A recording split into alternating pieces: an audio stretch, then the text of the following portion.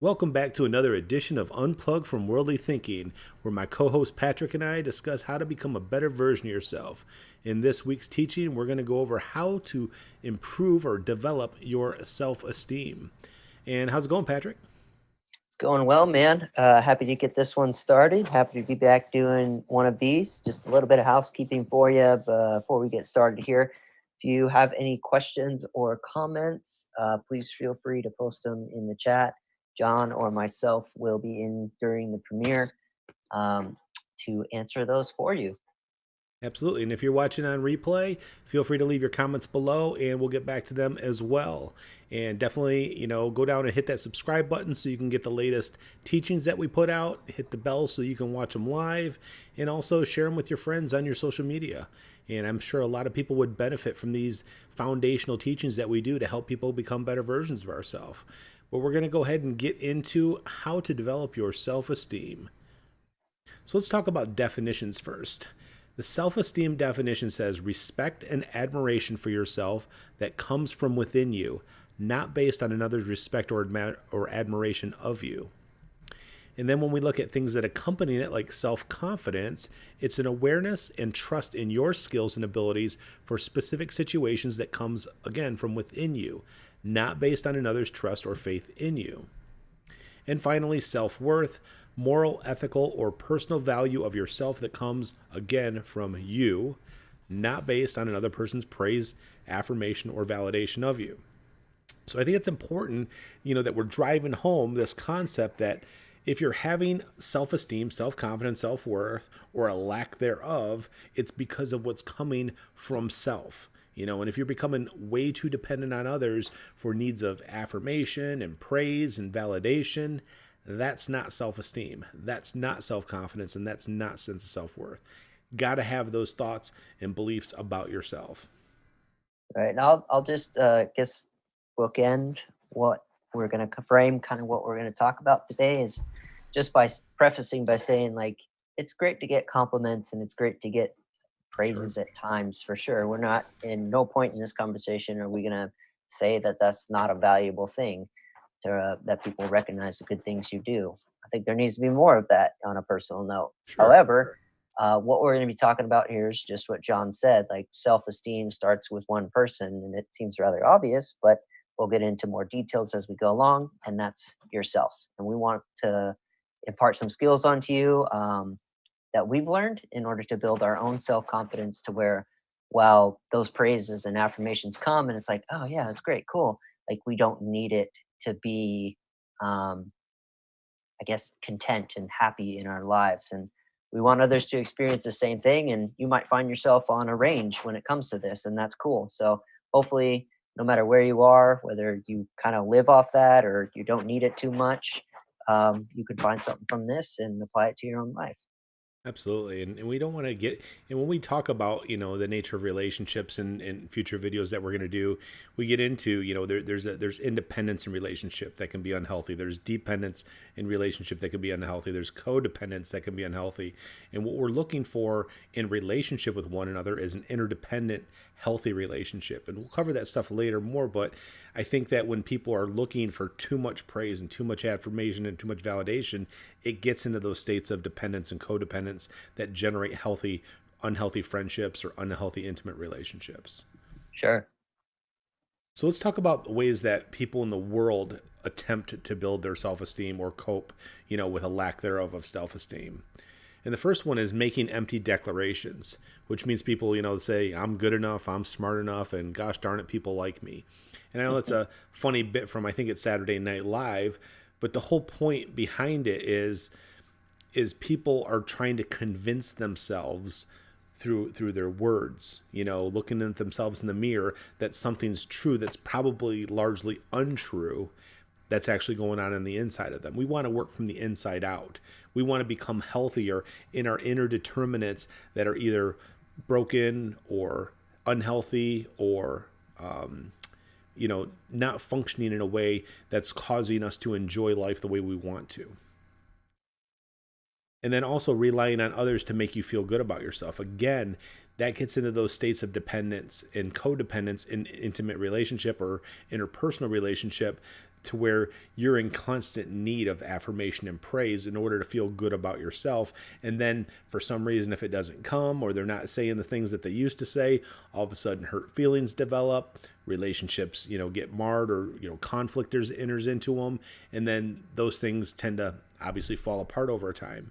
But if you had that healthy sense of self-confidence and self-worth, and you thought those things about yourself, you won't need other people to affirm those things. You'll know them yourself. And we're going to talk about how to develop that as we go on. But the next one would be reminding yourself of all your positive qualities. We hear people all the time, write down all the things that you like about yourself, and get up and read this list of all your positive qualities each day to remind yourself that you're worthy and that you're confident and that you have esteem. That is, again, another thing that's just declaring things that may or may not be true about who you currently are, ideally, or are real. Like if you look at your there's three states of being, your ideal self, your real self, and your perceived self. Your ideal self is what you want to be. Your real self is really who you are on the inside, and your perceived self is how other people view you. If there's congruence between all three of these, then there's going to be a state of peace and contentment and happiness and true self-esteem and self-confidence. But if you're really like something and you're not ideally like you want to be, then there's going to be some incongruence between those things, and those things cause problems. Or if you're if you're really a certain way and you're ideal a certain way, but people don't perceive it, it can cause problems because maybe you don't have a healthy way of displaying that inner state of being. So again, it's just, taking a self-inventory and really looking at yourself on the inside more so than, just how I want to be or how I believe others are perceiving or judging me. Yeah, sure. And I think I'll even go so far to say I think sometimes in a moment, or sometimes when we start building our self-esteem, those things can help us along, kind of get us on the right path. But if you're constantly always have to remind your own self of what your positive qualities are, I think it's time to take a look at where you're at, what you actually believe about yourself, in order to find out, where am I having this kind of disconnect? Why is this? Why don't I just wake up and I'm there? I don't need to remind myself. Sure, and I think that people, largely are taught how to act and how to behave more so than they are how does it authentically happen easily. And they think, if I just can do these things over and over, I'm going to be perceived as a good person or a healthy person or a smart person or Right. a great, a good worker or a great worker, however they want to be perceived. And well, I think that we get into it, we talk about like fake it till you make it type quality type stuff. Sure. But the next one is exercising or joining a sports program. So a lot of people think, I just, go work out, I'll be healthy, or I'll change my diet and I'll eat right. And they think that that's necessarily making myself, that look at me, I'm a good person. I take care of my fitness. Look at me, I'm a good person. I'm with this sports team or this organization. And while there's some benefit to those things, it's not addressing inner issues that are causing problems. Like I get angry all the time, so I'm just going to go to the gym and hit the bag, and I'm going to get my frustrations out that way, so I'm fine. And that's not how it works. That's just, mythological stuff that people do to cope with inner stressors or anger or anxiety or depression that they're dealing with. Avoiding triggers. And while I would say it's not good if you are somebody who gets triggered and you have either these inner impairments or inner imperfections from unhealed and unresolved, traumas or negative experiences, to sit there and keep throwing yourself in the midst of things that keep triggering you because you don't have the skills or healthiness to cope with it, you certainly can't just avoid triggers the rest of your life to feel good about stuff, because otherwise you're just isolating yourself away from humanity because of the vulnerabilities and the insecurities and the things that are unresolved within you. Yes, don't sit there and go put yourself in the midst of triggers, but at the same time, make time to deal and cope with those things in a healthy way, which we're going to get into, so that you can go out into society in the midst of what used to be triggers, and those things will no longer trigger you. And then again, I said already, faking it till you make it, and so many people are like, just fake it till you make it, just act as if. And if you do those things, yeah, you may fool people and attain something that you want in terms of a level of respect or a level of authority, or you got the job that you really weren't qualified to do because you talked a good game. Faking it till you're making it is usually people just fake it until they get what they want, and then they never actually work to change the inner things that would make that faking it authentic. So yeah, you can act a certain way for a certain period of time, but eventually you're going to face stressors and adversities that you're not prepared for, and then you're going to fail, and then all of a sudden you're lying to cover things up, or you're redirecting, or you're pointing the finger elsewhere. So again, from our perspective, faking it till you make it is an unhealthy way to succeed or be successful, or to move to the next level that you want to be at. Right. And even on that end, like you end up adding more stress to yourself by faking it rather than just being yourself, whether it be getting into a job role that you're unqualified for or whatever the situation may be. That's probably the easiest one to pull reference to. Sure. Um, However, because if you're not ready for that position or you're not ready for said trial or said adversity or Hmm. whatever, like, and you continue to fake it, you're just constantly adding that stress back onto you because inside of yourself, it's like, oh my God, I got to keep up, I got to keep up, got to keep, like those thoughts start to build.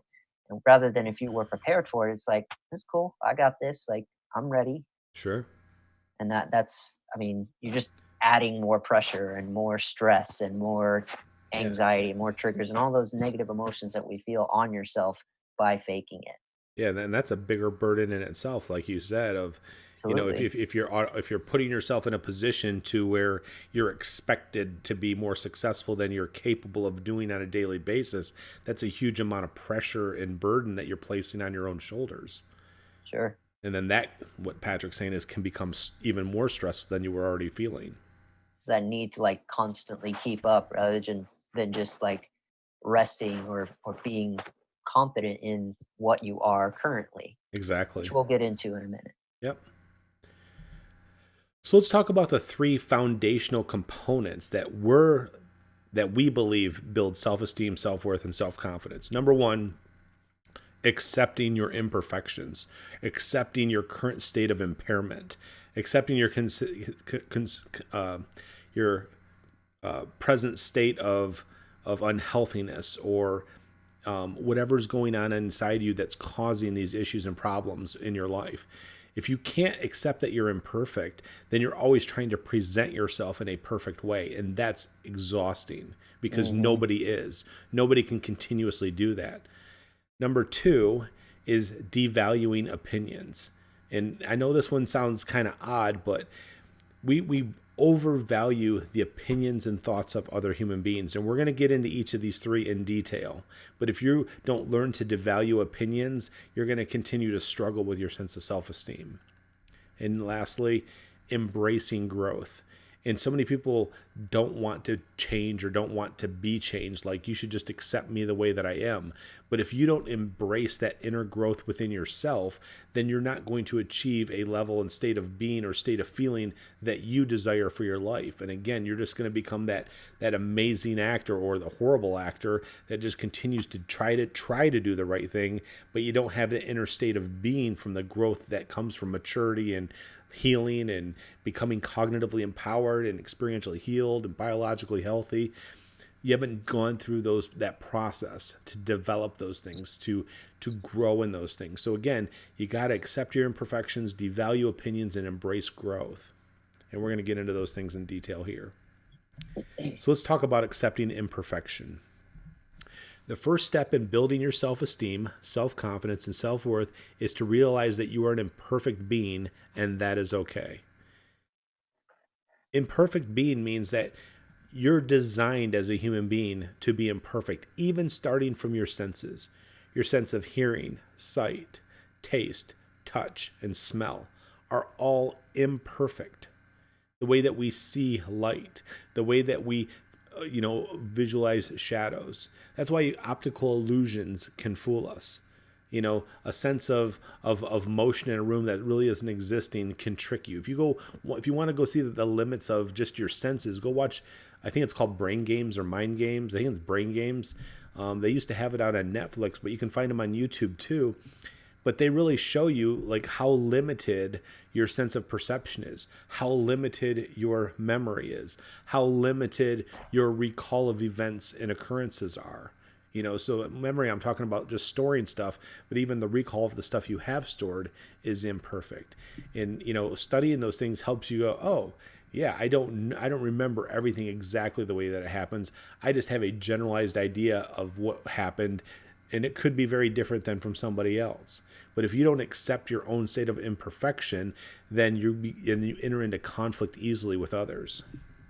Right, absolutely. And this seems it's a basic concept which we cover a lot in this series, but I don't really think this concept is taught very often, especially with the next point we're going to get into. But just on the piggybacking off, like our starting with our senses are imperfect from birth. I mean, it's the reason magicians can be successful and do what they do is because they know how to trick, your sense of sight, to see something that's not actually there, or you do it quick enough and it looks like magic pretty much. But Right. It's there's always redirection, right, and it's preying upon those imperfections in our ability to perceive things. That's how we get fooled. right. But I think that people in general, for the large amount of population, have an overinflated sense of their perceptions and their abilities to judge things and their ability to remember and recall things. You Yeah, know, absolutely. you I know, mean, the, I think there's like, there's people out there that are very I can just, spot a snake oil salesman when I see him, or I sure, can, this and that and the other. And we just box people into these categories so yeah. often nowadays without realizing we've got our own category that we could fit into if we wanted to box ourselves in. Yeah, you're right, because labeling and judgments largely impair the information you're willing to receive Sure. based on confirmation bias. So if you already have this Absolutely. preconceived bias of somebody, then it doesn't matter what they say that could be valuable, you're automatically filtering it out. Or you're also filtering stuff out that interferes with what you think you know, and you're only willing to accept that which affirms it. And again, confirmation bias in that way is just largely impairing. And then, that oversense of ability, the Dunning Kruger effect. Go look that term up, and you'll have a better idea of how people have an over sense of inflation or overinflated sense of how good they are at doing something. And I think one of the studies that they did with that was the majority of people thought they were in the top 5% of their job. Like, how does 65 to 70% of the people think that they're in the top 5% of the ability to do that job? That just largely shows how overinflated their sense of self ability, self worth, or I don't know, their ability to do something really is, and compared to other people. It's Right. very, very egotistical and arrogant in its nature for most people. And number two, you're going to make mistakes, and that is okay. You're going to be wrong, and that is okay. You're going to fail, and that is okay. And finally, you're going to behave poorly, and that is okay as well. So many people not only villainize others who make mistakes, get things wrong, fail, behave poorly, or they beat themselves up. These are unhealthy ways of viewing mistakes and problems. You're a human being. You're making mistakes and you're failing because there's imperfections within your inner determinants. Again, biological, cognitive, experiential, and emotional processes. You have many determinants, hundreds, if not thousands of determinants. If those things are unhealthy, if they're broken, if they're unhealed, if they're dysfunctional, if they're impaired or imperfect in any way, that's what's causing these failures and inabilities to do, quote, the right thing or the healthy thing or the better thing. So again, we got to get out of the state of villainizing each other and accept that this is okay. Now, it doesn't mean it's okay, keep doing it. Sure. We're just saying that, hey, you made a mistake, couldn't have been any different in that moment based on whatever inner determinants and impairments were going on. However, will you make time now that you're aware of that impairment that is somewhere in there that you might not know about, and then seek an answer, look for a Sure. solution, become a healthier and better version of yourself? Yeah, absolutely. And I just think there's this I think a lot of time I've seen, at least out here on YouTube and what I've seen, there's a lot of banding together to laugh at other people, because they might be wrong or they might be this, and we like to laugh at a lot of people's failures. And I just kind of have a problem with that, just on a, I guess, on a personal level, because how does that serve us as humanity to laugh at other people's failures rather than coming alongside somebody and trying to lift them up? I don't care how big the failure is. Like, I'm talking even like murderers and rapists and stuff like that. We want to demonize those people, and look, what they did is not right. It's not to be celebrated. It's not to be anything like that. No, But we how don't. do we come alongside these people and really find out what's wrong with them and find out what's impaired within them to They help don't them want become to better? because they're not taught to. Sure, absolutely. They're taught from their toddler years and their childhood years to villainize the villain, and that's just the way they're going to view them, and they have a right to, according to how they cope with those type of issues. But in doing so, they're creating their own problems and complications within their own determinants. Sure. Having those unhealthy judgments has a consequence for them. It's their insecurities and inadequacies that cause them to band together and laugh or make fun of or point the finger at or talk about how stupid somebody is, because it makes them feel better about their shitty life. I mean Sure. that it's like, well, look at that person. That person does this, and instead of really focusing on yourself and trying to become a healthier version of yourself, you're comparing yourself to somebody who's imperfect in different ways. You're Right. imperfect. You're Right. imperfect too, just in different ways. You have failures too, just in different ways, and somehow you think your failures are better than somebody else's failures. Right. It's a very much a ha ha, at least I'm not that guy, rather than, man, aren't I lucky not to be that guy? And there's a difference in that attitude, in that state of being, Yeah, really, in that state of mind of, we talked and about it in the last video. right, exactly. It's It's it's like, that state of humility. right, and that is a huge difference that I see in healthy people versus unhealthy people. It's like, man, I could be that person. Thank whatever that I'm not. It's fantastic that I'm not, but man, what happened to X person that caused them to do that? And having Exactly. that mindset is going to set you free from a lot of the negative emotions that you experience in your life if you fall into the category of, man, well, at least I'm not that guy, or at least, I'm not fucking up in that way. Well, Well, no, but you're fucking up in your own way, and we can talk about that. or they'll mask it, or they'll try to cover it up, or they try to act as if there's something that they're not. Sure. There's, like I said, and then you can't run away from yourself. You can't run away from the man or woman in the mirror. It just doesn't happen. You're always going to be stuck with you. So if you don't focus on you for what we're talking about, you're the one that suffers, regardless if people accept you, don't accept you, love you, don't love you, or whatever. But Sure. again, it's like, if you're dependent on other people for those positive things, then you think that perhaps maybe we're dependent on those things, which we're not. Moving on.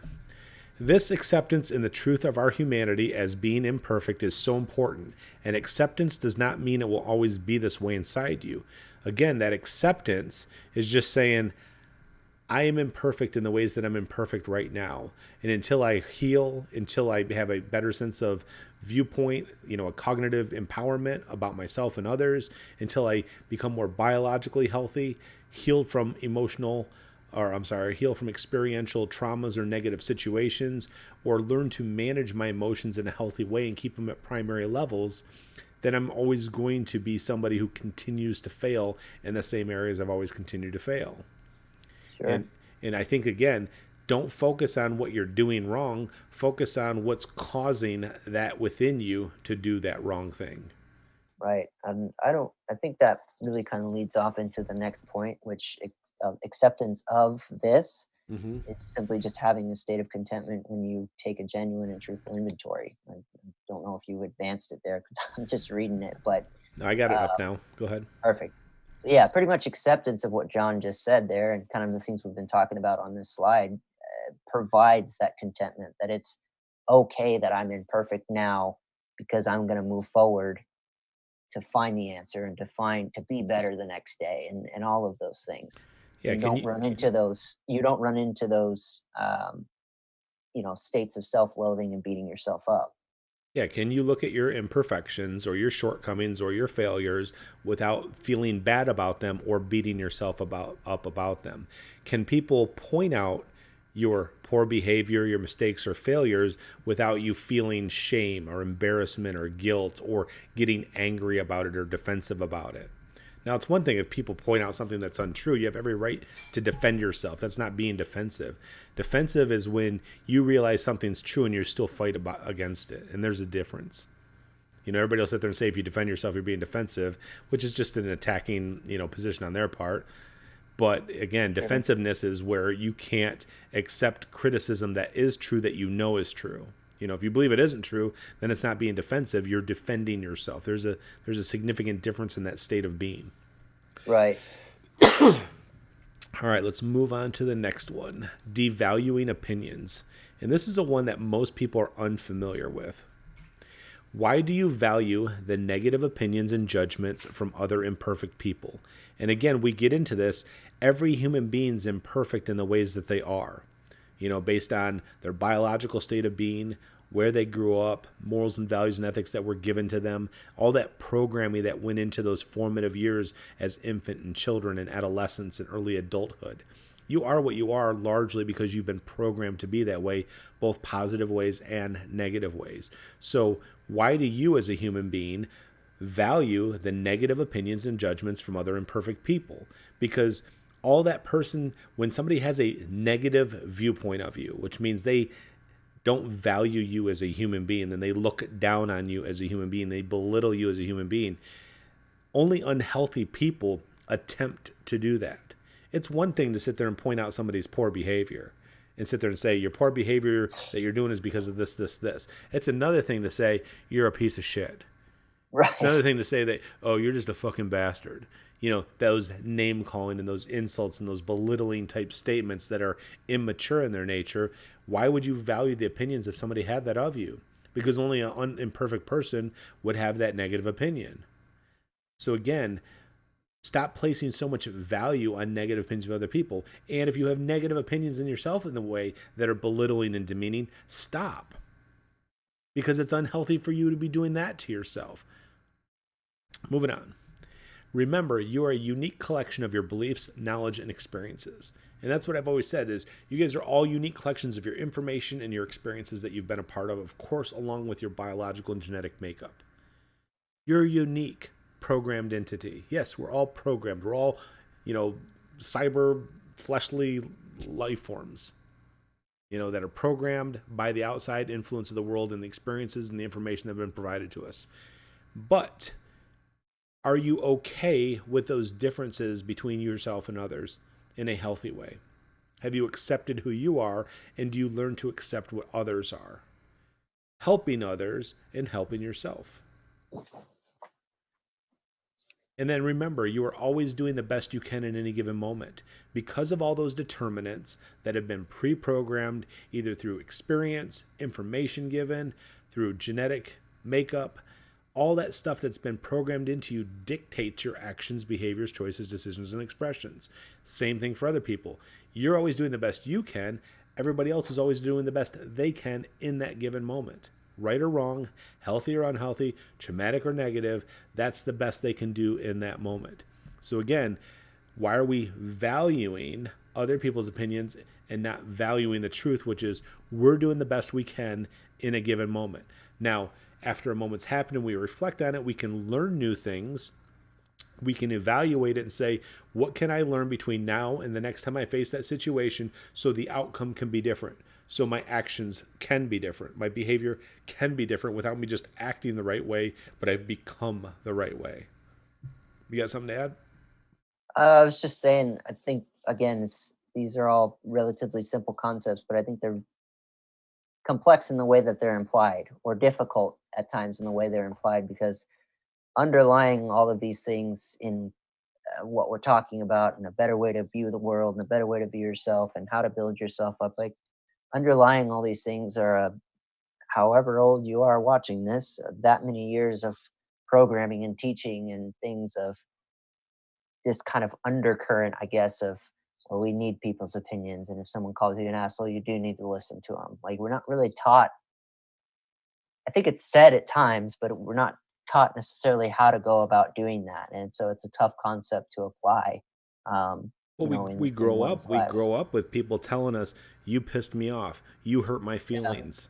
Yeah, people we trust and value that, like, the friends or even family members who can say that and, like, really program into a child's mind, like, "I really did do that." No different than they believe that because they were good, they got gifts from Santa. I know it's sort of a silly analogy, but it's how they view it, and it's how we're programmed. So if Yeah, we can reprogram those things and really apply it and really look back at situations and kind of apply these truths to them, we'll be able to grow moving forward. and I know we're going to get into that in our next teaching, where we talk about accountability and responsibility more in depth. But again, Sure. this gets into we're placing more responsibility on external sources for our well-being or our happiness or how we're feeling than is appropriate for that. And again, we'll cover that in next week's teaching or whenever we do the next one. It's going to be on accountability and responsibility and the value that it has in your well-being. Right. And then the last thing, remember, things will be better in the future when new positive information and experiences are attained. So again, yeah, in the past, that failure or imperfection or wrongdoing or however you view what the outcome not being the way that you wanted to, or your behavior or actions not being the way you wanted, or your choices, decisions not being the way you wanted them. If you gain something new between now and the next time you face a similar experiences, then and only then will you have an opportunity for the outcome to be different, for your choice to be different, for your decision to be different, for your behavior, and for it to become authentic, so it's matching up with who you are rather than you fighting against desire to do the wrong thing or an unhealthy thing. Like, I really just want to punch this guy in the face every time he talks to me. You can get to a state of being to where that person doesn't have that effect on you because of how you judge and perceive their poor behavior. And once you Mhm. do, it's freeing to not want to go punch somebody in the face when they're behaving poorly. It's freeing not to get angry when somebody else is directing insults at you. It's freeing where you don't get stressed out because everybody's coming against me. Things aren't going the way that I want them to do. Those thoughts go away. Those beliefs and states of being go away because you don't see the world in the way the world does. You see the world in a healthy state of being that you have for yourself in it. Right. All right, let's move on to number 3, embracing growth. Is this our last slide on this one? On the 3 core foundational components, yeah, we've got a Okay, couple more after this. cool. So, with embracing growth, welcome all criticisms, correction, arguments, and adversity. And again, we talk about this because most people avoid these things because they trigger things within them. And again, if you're getting triggered every time somebody criticizes you, corrects you, argues with you, or is adverse with you, then there's something going on the inside of you that's unhealthy because of something that got caused when you were an infant, a child, an adolescent, a young adult, something. But if you go look for answers from somebody who has an answer, these teachings being one of those things, there's a way to get over those things so where you can accept criticism, correction, or be in the midst of an argument or adversity without negative state of being or negative state of feeling. Embrace new ideas and perspectives, which is open yourself up for new ideas and concepts that you may not have considered. Ask questions about them, challenge them. Be willing to go, gee, does that have value or doesn't it have value? How does it work with my beliefs? Can my beliefs accept these things? Is your current state of belief working for you or not? Yeah, I wanna add something on the questioning and challenging end of thing. I think it's important that when you go to question and challenge these new beliefs or perspectives that you hear, which is a totally okay thing to do. That's the only way we learn to understand new ideas and perspectives. You need to go in there with a, I guess, open mind that you're not going to challenge just to try and point out and laugh at the person who holds the belief. You need to go in and really trying to understand what the person means when they say something, what it means to their life, what it means to them as a unique individual. So many times people challenge and question beliefs so that they can find a hole or find a statement or a one liner and say, well, this guy's an idiot because he says this or he believes that. It's really important to go in to really try and understand what brought that person to that belief and how does it affect and play into their life? And that's what challenging and questioning in a healthy, positive way looks like.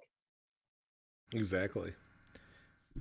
And the next one, seek out new experiences and environments. And again, you're a unique collection of the information and experiences that you've been exposed to in your life. So, what's positive about you came from those new experiences and information that you hadn't had before.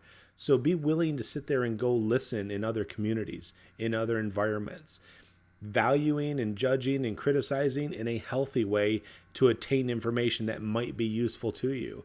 Open yourself up to those experiences, open yourself up to those conversations. And then in that, you've gained a new experience and may gain new information that might be beneficial for your life. Be curious about the future, not concerned about it. And what I mean by that is don't be afraid of what might happen. So many people get so discouraged or so worried or so anxious about what's going to happen because it's unknown yet. And just realize that every past moment was a future experience that hadn't happened yet. So Right. an example of that is tomorrow is the future, but tomorrow is also the past next week. And look at how many past experiences you've successfully navigated or experienced. Tomorrow is going to be very similar a week from now. A week from now is going to be very similar to those past experiences a month from now. So again, you learn to embrace the future going, gee, wonder what tomorrow's going to bring. Gee, I wonder what things are going to be like next week. Wonder what's going to happen when I go to this event. And you're excited about it. You're enthusiastic about it. And that's embracing it. It's being curious, going, I'm really curious to see what I might learn between now and then. That's going to be Right. awesome. And it creates like this hopeful optimism about what may come. You stop concerning, well, what if this happens? And you stop concerning yourself with the what ifs. And you're really like, you know what? Like you said, it's going to be a past experience a week from now, or a month from now, or a year from now. Yeah. What is that going to be like? Well, how am I going to think about, like, best example I can give is like, think about moments you've been in that are crazy, maybe with like your best friend or something like that. Then you think back about them, you're like, you remember that time, and like future moments you're going to face are going to become those you remember that time moments. And Sure. that's awesome. Right. And you just get used to just allowing things to come and occur how they come and occur rather than worrying about or trying to figure out or trying to mold and shape it the way you think it ought to be. And you just embrace the moment, do the best you can in the moment, and let everybody else do the same. Sure. Learn to be empathetic, not just sympathetic or compassionate. And again, empathetic can be both emotional and cognitive empathy, and it's where you experience feelings and the thoughts the way other people do it. It's not from your own perspective. It's not putting, gee, how would I feel in their situation? Or how would I think and reason in their situation? It's how are they feeling in that situation? How are they thinking and reasoning in that situation? And it gives you a better perspective of why do they see it different? Why do Mm. they feel differently about that moment? And you can learn the information they have or the reasons why they share, hey, here's why I'm feeling this way. Here's why I'm believing this way. This is what I think. And again, that curiosity about other people helps you grow too. Because largely about what you are is either you've observed people, so you're mirroring and imitating, and we're able to do that because of mirror neurons that we have, and they're more malleable and formidable in the early ages, infancy, childhood, adolescence. But human beings still have mirror neurons where we're able to imitate and mirror that environment which is around us.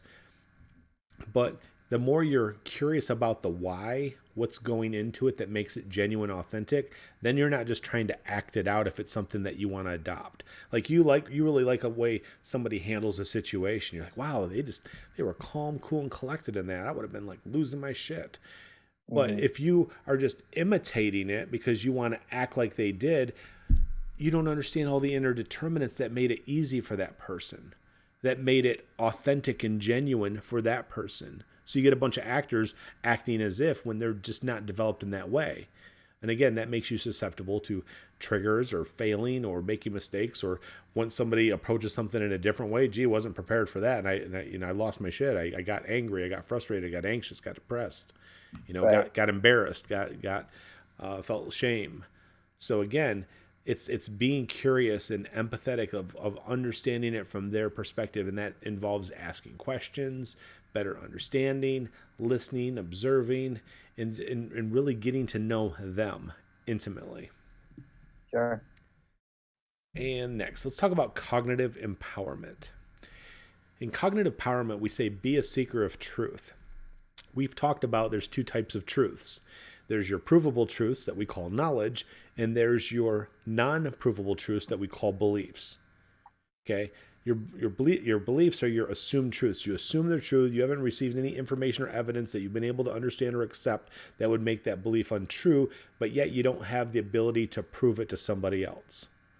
So again, being a seeker of truth is those things that you adopt as either knowledge or beliefs that you're able to incorporate into your life that make life better for you, more enjoyable for you, healthier for you.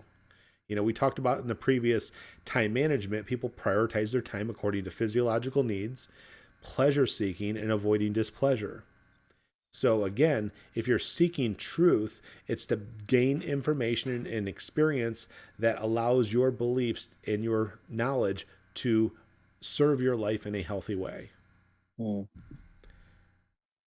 You will always recognize truth by the freedom it provides and the peace that is felt. And again, that's a good litmus test for, is what I'm gaining beneficial for me? And your state of being and your state of feeling are ideal and healthy. Ideal means it's the way you want it to be for you. That I'm feeling peaceful and contentment, not anxious, depressed, angry, or stressed out. Nobody likes feeling those ways. Yeah, anger at times feels powerful, feels strong. It only serves us well in life-threatening situations. And we'll cover that more when we talk about being free from anger. Sure. Strengthen your beliefs. And this is a big one. I mean, knowledge is the easy one because knowledge are provable truths. So how do you strengthen your beliefs? A lot of people try to strengthen their beliefs by going to find people that agree with them. And you'll always find somebody to agree with you, even when they're wrong and you're wrong. Even when what you're holding to be true is untrue. And somebody else could prove that to you if you were open and willing to have your belief challenged. So how do you strengthen your own beliefs? Number one, if you believe something is true, then attempt to prove it false first yourself. So if you hold beliefs, which are your assumed truths, go out and try to actively disprove what you believe. Be open to the criticism. Be open to the critiques. There may be like 9 points that make something absolutely true, and you only have 7 of those things. If you go put it to the test, you may find somebody else that has those other supporting evidence pieces that you might be missing. Or you might find out your belief is just bullshit. And it doesn't serve your life well, and it isn't adding value to it. And then you can go, glad I got rid of that belief. Glad I don't hold that to be true anymore. I now have a new thing that I'm going to search and seek as far as something that's going to be beneficial to my life. So again, be willing to put your beliefs to the test yourself. Go do some research. Go read some books. Go challenge what you hold to be true. I think this is a hard thing for people because I know when I was challenging beliefs I've held, like I think there's a certain time I talked to you, I was like, God damn it, I gotta let this one go too. like there's this element of like, man, I've been fed this my whole life and I've held on to this my whole damn life, and now what the heck? So that can be a difficult process, I understand, but it does end up being beneficial because it's like, no, I get it. I used to believe that, but it's not true because of X, Y, and Z, and now that I Well, have that, I can move forward and apply something that is more beneficial in my life. I don't have to hold on to something that's false. So who wants to do that? and when we would talk about those things, you're like, well, yeah, but when I held this to be true, this was also true. And I'll be like, well, you don't need that because of, Right. I would say this belief is healthier because now you're thinking this way that you didn't consider before. When we would talk about things specifically like that, Sure. then it was easier because you're like, oh, okay, I can see now how that was not beneficial. Right. Because if I was holding that to be true, it was limiting me in these other areas that I hadn't considered. And I Right. don't have to have that because these other things that are true, that I used to need those things, but now I don't need those things. Now I get rid of these old ways of coping and these old ways of believing, and I have a healthier set of beliefs, or I have knowledge that makes my life better. Right. And be open to having your beliefs challenged by others. So many people become so angry and so defensive and so hateful, and they try to silence other people, and they try to, mute them, and they try to ostracize them because they're interfering with the way that I think and believe. Well, if your beliefs are that fragile and you're getting so upset, your belief sucks, period. I don't care what it is. If you are so adamant and being angry and defending yourself so violently and trying to mute and shut people up and trying to isolate people away from truth and isolate information from somebody else hearing something that the opposition is saying, you have a fragile belief system. You have a fragile belief that you're so insecure about that you're not willing to hear it challenged. It's not serving you well. Next, transform your knowledge and beliefs into wisdom. And one, it's putting it into practice. So taking knowledge, which is your factual truths, things you can prove, taking your beliefs, your assumed truths, things that you hold to be true, but you don't have the evidence for, and putting them into wisdom, which means they're being applicable to your life. It's just not you getting up on a podium and preaching what your knowledge is and preaching what your beliefs are and how they're so wonderful. How do they apply to your life? How are they making your life better? These things that you hold to be true, how is that serving your sense of well-being and your enjoyment being on this planet better than if you didn't have those things? Because if you can't put it into practice with wisdom, it's useless. There's no value to it. There's nothing beneficial. So, number one, you got to learn to put things into practice, which means you're doing these things. They're part of your daily routine. They're part of who you are. And then number two, have conversations with people about it. Conversations include dialogues and debates, which means dialogue means you're sharing information with people with similar viewpoints, kind of just sharing information, opening up information they might not have. You're listening to information you might not have. And then also entering into debates where people might have contrary views and listening to what those contrary views are. Do they hold water? Do they have value? Are they just, off the cuff and just don't make sense? Can you speak to them in a way without being angry or frustrated or annoyed about those differences? And then finally, show others what you know how to do, which means teach things. If you have something that's beneficial for your life, teach others how to authentically do it themselves. If you've gained something, you've received a huge gift. Information's a gift. Experience is a gift. You have a unique collection of your information and experiences, and so does somebody else. You should collaborate together to share those positive things that benefit both parties mutually. So realize that your sense of self-esteem, self-worth, self-confidence, and self-respect must come from you. Has to come from yourself. You can't need it from somebody else. You can't desire praise. You can't desire affirmation. You can't desire validation. You can enjoy it when it occurs. Like, hey, it feels good. Hey, we got some like-minded people. That feels good. But not because you need it. But because it's just part of the nature of being around people with a similar mindset. That's a good thing. But if you need these things from people to have a sense of well-being and you're miserable when it's not there, that's unhealthiness that has to be healed and corrected within your own self. Sure. Next, realize everyone is imperfect. So are you, and that's okay. So again, this will make you more tolerant to the mistakes and failures and imperfections of others, and hopefully give you a sense of humility that says, thank God I'm not them. Not going through what they went through. Not struggling with what they're struggling with because of what was given to me. I'm struggling with my own stuff. They're struggling with their own stuff. Can I help them out with the things I've learned? And am I willing to learn from somebody else from the things I continue to struggle with? Again, It's always about becoming a better version of yourself, becoming a healthier version of yourself. And again, the measurement of that is peace and contentment, a state of well-being, emotions at primary levels, enjoying life, not getting anxious, depressed, angry, stressed out often. Number 3, realize that valuing any negative judgments, viewpoints, or perceptions by other imperfect people is unhealthy thinking. It's an unhealthy state of being to, again, place value and importance on people who project negativity because they don't know how not to. That's their poor ways of coping with the world and their worldview. If you value it, you're either fueling what they're doing and they feel empowered by it, or you're just allowing it to come in and you're self-loathing and self-sulking yourself because that person didn't like me. That person thinks I'm an idiot. That person doesn't value what I have to say.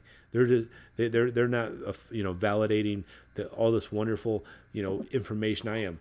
People either will accept you or they don't. They'll either value what you have to say or they don't. It has very little to do with you. All you can do is present yourself in the ways that you do, and like-minded people will pick up on that. And if they don't, you dust your feet off and you walk away. You don't Sure. have to stay in the moments. You don't have to stay in the abuse. You don't have to sit there and stay in those constant states of fights and battles and stressors. If those things are stressing you out, it's not for you. It's not your thing. Realize that facing and overcoming trials, stressors, and difficulty will build your sense of self esteem, self confidence, self worth. And again, it's about welcoming the adversity. When you experience adversity or stress or conflict, that should be a litmus test letting you know something's wrong on the inside. Sure. Somewhere in your biological, cognitive, experiential, or emotional processes is an impairment or an imperfection or something that's unhealthy or something that's been, abused that hasn't healed yet. Once those things heal themselves, repair themselves, become healthier in their nature, then you'll no longer struggle with those things. The adversity will go away in that moment. And for those types of situations, not just that moment, but for anything that's similar to that when you're really healed. So that's how you'll know whether you're doing well or not, is whether you're getting triggered by things, whether you're getting upset by things, whether you're feeling bad about things. If there's something that you're feeling that is not enjoyable, that's letting you know that there's something on the inside that's not healthy or in a state of well-being that could be if you learn something different than what you know right now. Right. And there's a big thing about facing it on your own. Like I know Jordan Peterson will talk about at times. Like they've they've found basically when you face that trial willingly, I guess, if you want to look at it that way, like voluntarily, or you're like, I'm going to go do this in order to accomplish X. Like you have a lot more success, and there's a lot more building up that happens in those moments of I'm willingly going to face this to see where I'm at in order to grow as a person in the future. And I might be botching how he says that exactly, but the idea is like being willing to face these things will ultimately benefit your future self. Right. Absolutely. And then finally, realize you can become whatever you work at becoming. And again, don't work at acting the right way or behaving the right way or choosing the right thing or deciding the right things. Work at becoming something healthier biologically, cognitively, experientially, and emotionally. If you work on your inner state of being, you'll become a healthier and better version of yourself. Mistakes will go away, failures will go away, shortcomings will go away, and negative states of being and negative states of feeling will go away. But again, you have to unlearn what you've learned and learn something that's healthy and more beneficial from somebody who's learned how to do it. That's what all these unplug from worldly thinking teachings are. They're not some mystical thing. They're not some, 12-step programs. It's about a continual change in your inner being. And if you want to come in and have like-minded conversations with Patrick and I, we have Zoom, we have Discord, we have offline conversations all the time with people who have approached us. So feel free to reach out through us through email, contact us through the comments. We'll give our email addresses out there. We'll get in private conversation and we'll have discussions, and we'll answer questions. If you have specific or unique questions that we haven't answered in any of these teachings, we'll have those conversations. Maybe we'll do a live show if you want to come on and do a live stream together talking about specific things. Sure. But all these things are beneficial. They're going to help your life. If you can't understand the concepts that are in them, again, reach out to Patrick and I. We'll make time for you. Absolutely. Anything you wanted to add in closing? No, just I kind of want to go back to where we started on this, is that your self-esteem and everything comes from just yourself, which again seems basic in saying it, but really understanding what that means, that it is about you, and you you don't need other people to feel good about yourself. No. And I don't I don't mean that in a like fuck the world type thing. I No, mean not that at really all. like you can become whatever you want to become. You can have a positive view of yourself and others, and life will get better for you if you can start applying these that. Let me start that over again. I'm sorry. Life can get better for you if you start applying these concepts.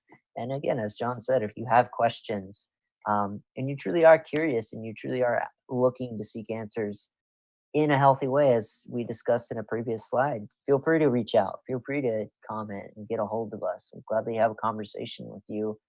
Just hang out and talk and explore those questions. Yeah, and it's, when he's talking about needing people, it's not about, we don't need relationship. We enjoy Sure. relationship with others. Exactly. Yeah, that's a great way to put it. That's a really succinct way to put it of it's not a need. It's like I just enjoy this for what it is. Good, bad, or It's indifferent. something that's pleasurable. I enjoy the nature of Right. relationship with people.